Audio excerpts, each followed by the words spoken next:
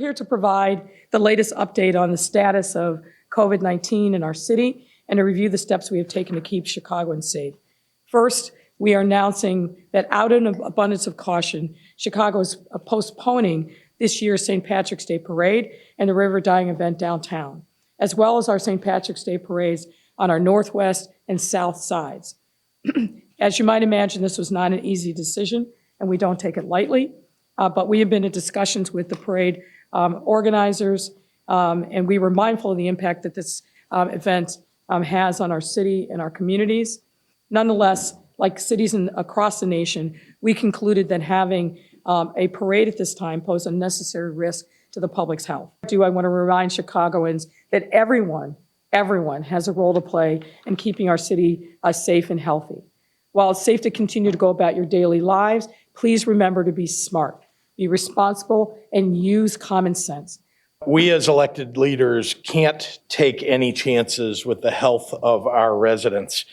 Because of what we've seen nationally and across the world of the increased risk of large gatherings, this was the right call.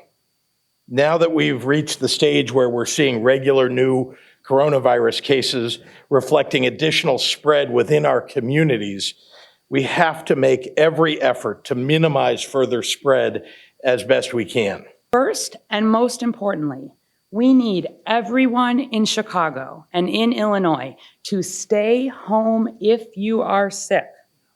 Everyone who is sick must stay home, and not just for St. Patrick's Day.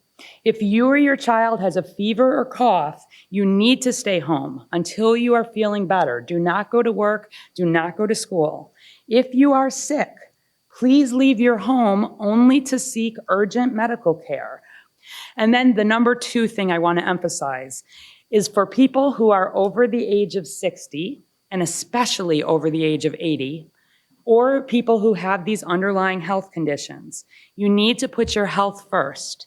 We need you to limit unnecessary exposures to large numbers of people, especially in settings where you will have this close contact. Avoid large gatherings, like the St. Patrick's Day events. This is one of the reasons why we have postponed the event, but I want you to think about this in other parts of your life as well. Avoid travel if you're in these more risky groups. To the extent there is confusion that has been stoked out in the public, it has been brought on by the White House, if you ask me. The president clearly has been downplaying this. This is a very serious matter. We need to take it seriously all across this country, and especially in this city and this state. And we are, and we're doing everything we can. And frankly, I've had to ignore much of what's coming out of the president's mouth and make sure that we're focusing on what the experts are telling us to make sure that the public knows.